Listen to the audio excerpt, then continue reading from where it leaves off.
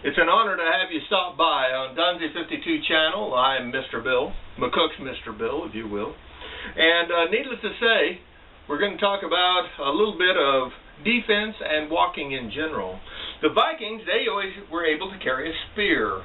In fact, they always said, keep your spear within reach, because you don't know what's beyond the firelight. You don't know what's beyond the firelight. And in any Stone Age setting, a spear was one of the major tools that they could possibly own for their own protection and or to put food on the table.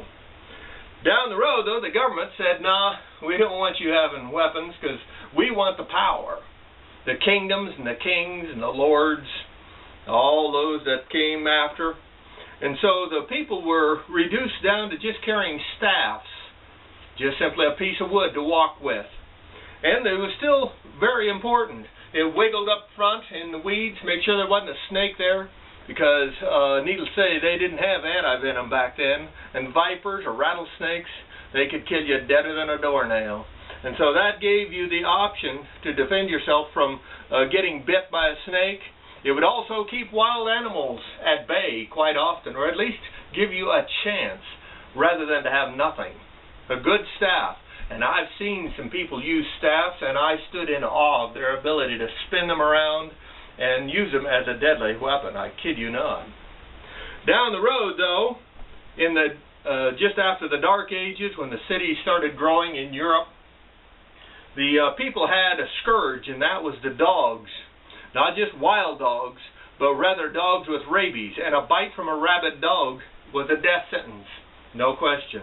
And so they started carrying canes, and they would walk, the gentlemen you'd see quite often with top hats and canes. And with that in mind, though, the cane did give you, again, the option of wiggling for snakes or keeping a dog at bay. And the heavy handle that fit in the hand quite well could also be used as a club to keep a dog at bay or to fight off an attacker, be he man or beast. Now, of course, canes nowadays run you well in excess of $50 to $100 bill for a good one. And, of course, some have weapons hidden inside them.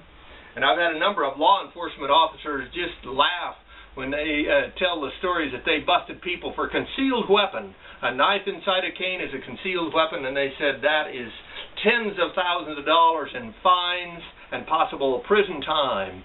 So I always tell people, don't go there. Don't go with a weapon, a knife inside a cane or anything that's concealed. Never give a cop the right and the privilege of destroying your life. With that in said, though, there are options. Now, the $50 to $100 for a cane, you can buy a golf club, a simple, standard golf club, at yard sales. And this is a great time of the year in the fall because people are kind of burned out on the golfing, what have you, and they're getting rid of their old sets or what have you, making room for their, more of their junk that they want to buy, some other kind of junk. And so they'll sell their golf clubs for $1 a piece.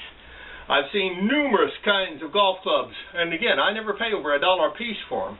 And they are nice walking sticks. The rubber allows it to be set on the ground, gives you cushion, doesn't jolt you around. The handle and the hammer part of the club just fits the hand quite well. They're just about the right length. And you can walk with it, wiggle for snakes, and again, if push came to shove, you could defend yourself. The shaft doesn't hold up real well, but be that as it may, it'll probably buy you something. And it's sure better than nothing at all for $1. So to have a walking stick for $1, I'm just telling you, I think that the golf clubs, and maybe even a golf putter of some kind, however you'd want to call them, they are an excellent tool and something that should be in your arsenal of day-to-day walking, perhaps, or at least for the future, the day-after scenario. Rate this film.